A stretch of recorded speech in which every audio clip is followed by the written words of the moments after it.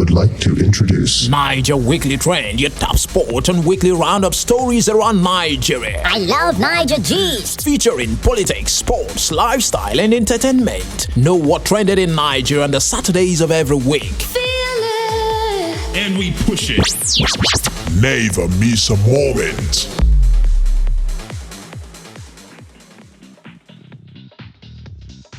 Hello dear listener, welcome to this week's episode of Niger Weekly Trend. Just in case you're new to our business here, this is a blog of weekly roundup stories across Nigeria.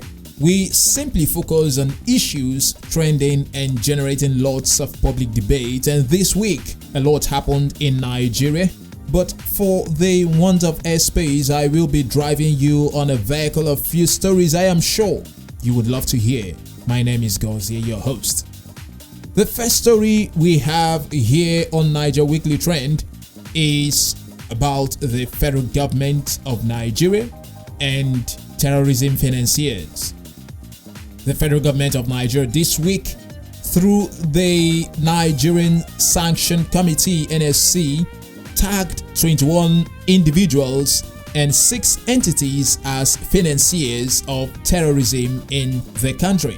A document obtained from the NSC website showed Abdul Samad Ohida, Muhammad Sani Abdurrahman, Fatima Ishaq, Tuko Mamu, Yusuf Ghazali, Muhammad Sani Abubakar, Muhammad Salamuddin Hassan, Adamu Ishaq, Hassan Isa, Abdul Karim Musa, Umar Abdullahi, Abdurrahman Ado, and Bashir Yusuf as individual financiers. Others are Ibrahim Al-Hassan, Muhammad Isa, Salihu Adamu, Surajo Muhammad, Fanami Buka, and Muhammad Musa.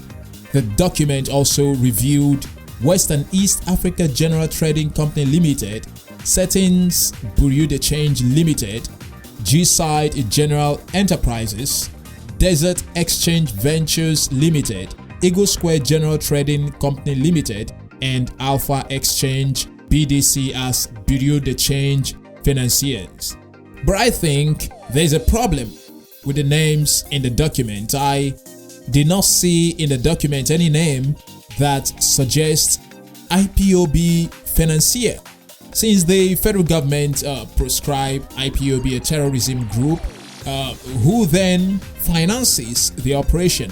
In my view, the list should remain inconclusive until the financiers of IPOB are affected on it. Or should we begin to question the prescription of IPOB as a terrorist group? All the names here suggest northern part of Nigeria or Islamic names. I was expecting to see a Christian name or a southeastern name that suggests terrorism financiers from that part of the country. Moving ahead, we have Instagram and the federal government of Nigeria. There's something mouth-watering, soothing, and delicious, whichever way you want to put it, coming to the Nigeria social media space in June, and this was disclosed just this week. It's trending and Nigerians cannot wait to have it effected on Instagram. This week, a delegation from Meta, the parent company of Facebook, Instagram, Messenger, WhatsApp, etc., met with President Bola Tinubu at the presidential villa to rub minds on sustaining investments in digital technology. The leader of the delegation, Saniq Clegg, former UK Deputy Prime Minister and Meta's President of Global Affairs, revealed that Meta will introduce in June this year, 2024, a feature on its Instagram app that will allow Nigerian content creators to monetize their content to enable them to earn a living using the app. Well, I think many people may not understand this because they know that Nigerian content creators make money on Instagram. While I was brainstorming with a friend on this development, his views showed lack of understanding between Meta company paying directly and Instagram creator making money from other sources through his content. Now let me break it down. Since the inception of Instagram, Meta company has not paid any Nigerian content creator for his content. As a matter of fact, there is no monetization option for Nigerians on the Instagram platform. So one may ask, how has all these Nigerian celebrities been making money from the platform? They're simply employing direct mechanisms such as affiliate marketing, selling of products, creating membership programs, sale of consulting services. Other ways they make money by selling digital courses and influencer marketing, and even getting sponsorship and partnership deals. But aside these approaches, Meta is saying to Nigerian content creators, look, whether you are lucky to land yourself in sponsorship or partnership deals or not, whether you do affiliate marketing or not, we're gonna pay you just for your content, the content you produce. So if you have an adequate knowledge of YouTube monetization, that is exactly a picture of what Meta is bringing on June. We await the development and looking forward to more opportunities from Meta. And the next story is about the Nigerian army. There is a growing concern, or what is trending, following the last week's gruesome killing of 17 soldiers who were on a peacekeeping mission in Okuama, Bomadi local government area of Delta State. So far, Nigerians from all walks of life have condemned the dastard act of these perpetrators, while the Nigerian army continue the manhunt of the perpetrators. We cannot conclude yet if these men are residents or indigents of the community where this incident happened. But the concern and the reason this story made it to this week's Niger Weekly Trend is based on the statement or assurance of the Director, Army Public Relations, Major General Onyema Nwachukwu. In an interview, he said, and I quote, "Law-abiding citizens are assured that there will be no reprisal on the part of the troops. We enjoin all to go about their normal activities, even as ongoing efforts are scaled up to positively identify and isolate the criminals to account for their atrocious deeds." The 15 soldiers were assassinated last week, March 14, a few hours after the killing. Up till this week, Nigerians are seeing direct opposites of the statement of Major General Onyema. The Nigerian army launched a reprisal attack to wipe off Okuama community. Houses were set ablaze and residents killed in their numbers. Let's look at it this way. If you have been in Nigeria for a very long time or have been following the happenings in Nigeria in the past decades, you will frankly agree with me that there is what seems to be a norm in the Nigerian army whenever a soldier or soldiers are attacked and consequently killed. The location of the killing is usually deserted. Why?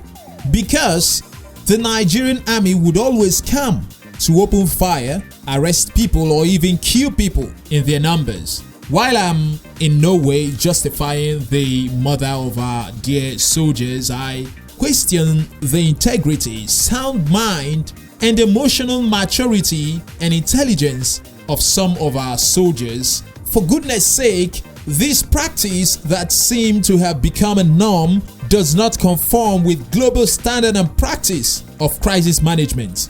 There is no terrorist in his right senses that would still be parading himself with or without arms after killing a soldier. Common sense should tell us that these perpetrators are not within, or if still within, have disguised themselves. That is the moment intelligence gathering and silent investigations come to play. Soldiers were killed in the Okuama community, and the best trained military men could do was to launch an attack on innocent lives and burn down their houses. You are not killing the perpetrators, neither are you burning down their houses. The Nigerian army can do better.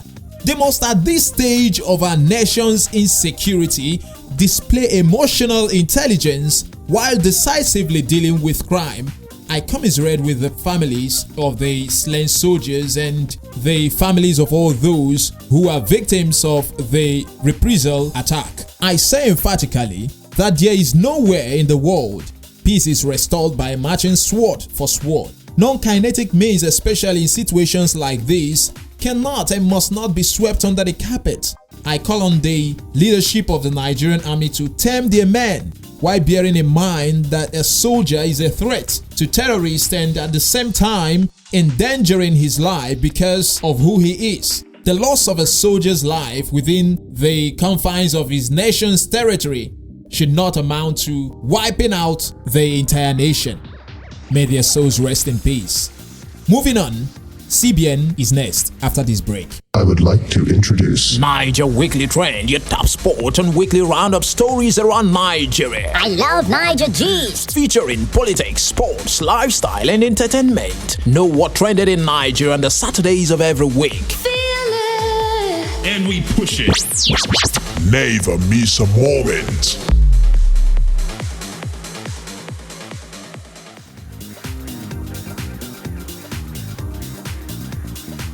You're welcome back. There is a trending issue about recapitalization of commercial banks in Nigeria, or simply put, their capital base. Now, what about this? You may have heard from sources or from the CBN governor, Olayemi Cardoso, speak in several fora on the possibility for the Apex Bank to make an increment in the minimum capital base of banks in the country.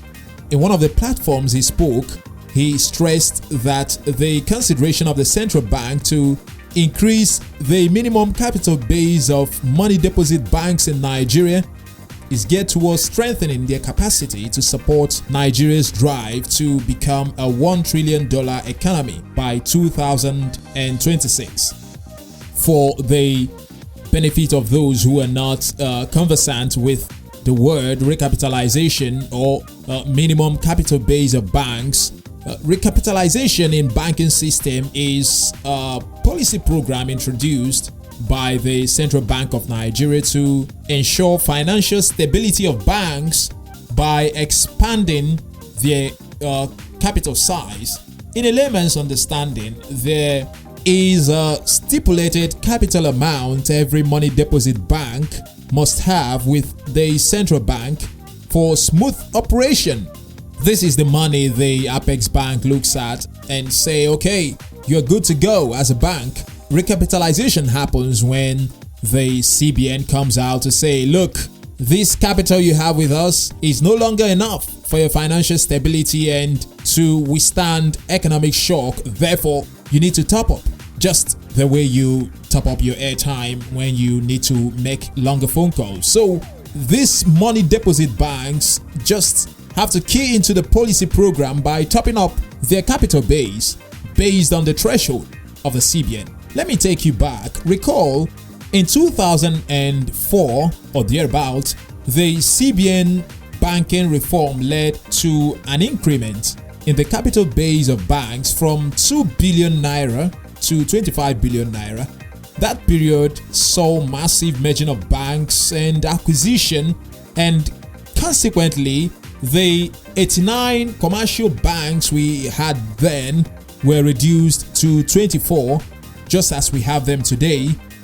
Then we saw banks whose capital base couldn't match up to the 25 billion naira recapitalization threshold acquired by other banks that met the standard. For instance, banks like Oceanic and Afribank were acquired by Eco and Main Street Banks respectively. Main Street Bank was later acquired by Sky Bank, and Sky Bank was later acquired by Polaris Bank, which was set up by the CBN.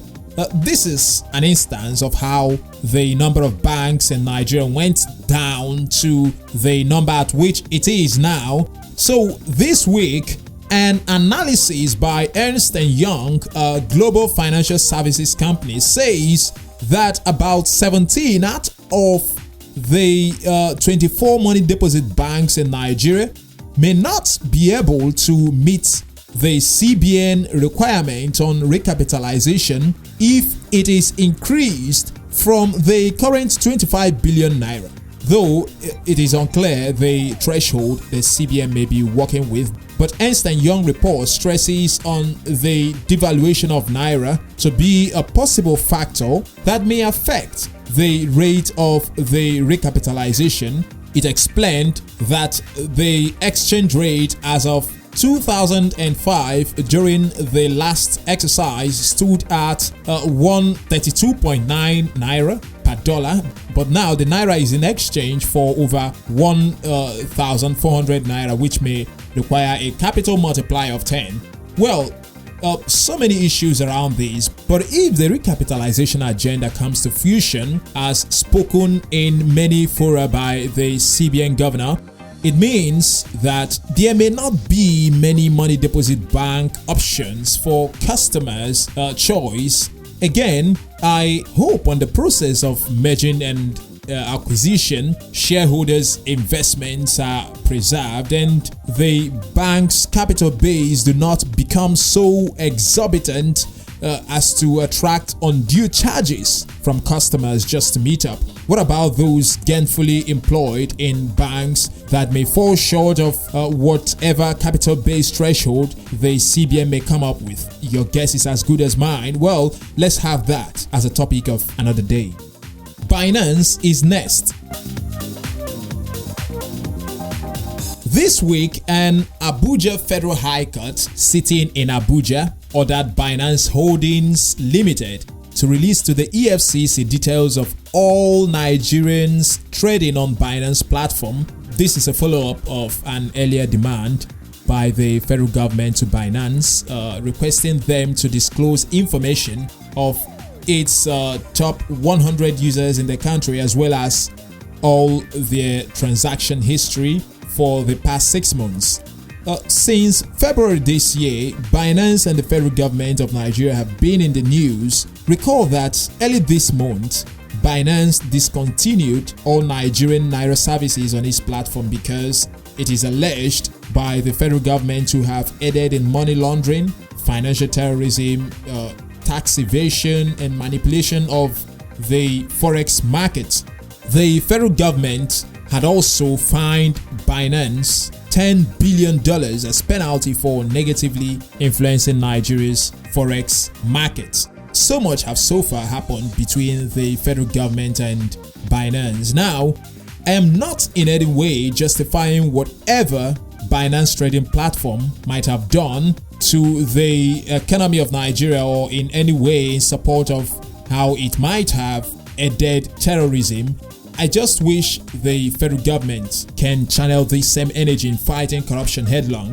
The CBN governor in the past weeks said that about $26 billion flowed through Binance Nigeria over the past year from unknown sources. I also put it to the CBN that they have concrete evidence of public office holders who have in the past years indulged in money laundering aided by Nigerian banks. Have they been submitted to the EFCC for prosecution? Again, from the 26th of February up until now, 2 executives from Binance have been in detention. They were arrested immediately. They flew to Nigeria. What was the offense? No Nigerian court has ruled on anything, but that is not much of my concern this time. Better Edu, the suspended Minister of Humanitarian Affairs and Poverty Alleviation, allegedly paid into a private account the sum of 585 million naira. This is money meant to provide succor to vulnerable Nigerians. The most that happened to her was suspension and arrest by the EFCC for questioning, and she was later released on bail after a few hours. Until we stop romancing the sins of our Nigerian politicians, we may never get it right. Binance is not the core problem of Nigeria. The problem of Nigeria is our political elites, public office holders who divert public funds for private use. Early last year, we saw how rotten naira currencies were discovered where they were stacked in warehouses. These currencies could have successfully changed millions of Nigerian lives.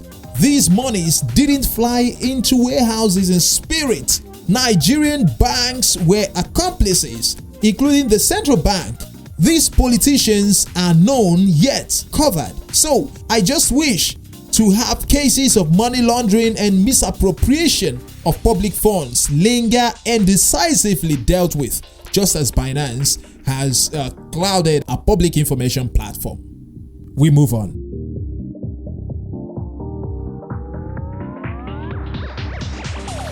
Finally, we have a story from SDA, Seventh-day Adventist Church. You might have heard this. A suit instituted by the Seventh-day Adventist Church of Nigeria, SDA, has long been trending and has generated lots of controversies and comments on the public space. Honestly, there is no kind of suit that has not been seen in the courts. The SDA had filed a suit requesting the Federal High Court in Abuja to prohibit conduct of elections and examinations on Saturdays in Nigeria. What is their claim? They told the court, look, Saturday is our day of worship, and having elections on our worship day is a breach of the fundamental rights of our members. Since the suit was trending, Nigerians have been expectant of what the ruling of the court would be, and this week, the court said something. In a judgment by Justice James Kolawale Omotosho, held that the fundamental rights being claimed by the church were not at large and could be curtailed by government policy, and also that the church is in the minority in Nigeria and cannot impose its doctrine on the majority of other religious denominations in the country. Justice Omotosho threw out the suit on the ground of being frivolous and baseless. Seriously, I don't know exactly how to comment on this, and I wonder what was their expectation before the judgment. I remember back in 2014 or thereabout when a Nigerian, Ezuku, that's a Nigerian lawyer, Ezuku Emmanuel Anene, filed a suit against MTN Nigeria for illegal deductions for unsolicited caller tunes. And guess what? The FCT High Court ruled in his favor and ordered MTN Nigeria to pay him the sum of 5 million naira. And also, an American man, I have forgotten his name this time, who sued God for being responsible for the natural for natural disasters. It's funny to see some lawsuits and some you think paperweight ends up positive. But how can a church out of the hundreds of church denominations in Nigeria seek such preference against the general purpose of the Saturday election? This is a church that is against the Sunday worship of 95% of Christian denominations, saying that the Catholic Church in Rome changed the original Sabbath day of Saturday to Sunday. Well, we know the history and have no time to delve into it, but since ages, the constitutional right of worship has permitted them to choose their day of worship without raising eyebrows. But to have come out and said, stop election on Saturday is an extreme fight that should not be entertained. For the purpose of clarity, Saturday elections does not affect academic activities in school, civil service work, even trading. It also does not affect 98% of religious worship across the country. That is why it is called weekend. So it's a good thing that the wisdom of the court prevailed and the suit quashed. We must learn to do things the right way and in consideration of the good of all. It is with that story that we come to the end of this week's episode of Niger Weekly Trend. You may leave a comment down on the comment section or make contributions on your most preferred stories. My name is Gozie. Please be a good Nigerian and a good citizen of wherever you are listening from. Thank you for your time.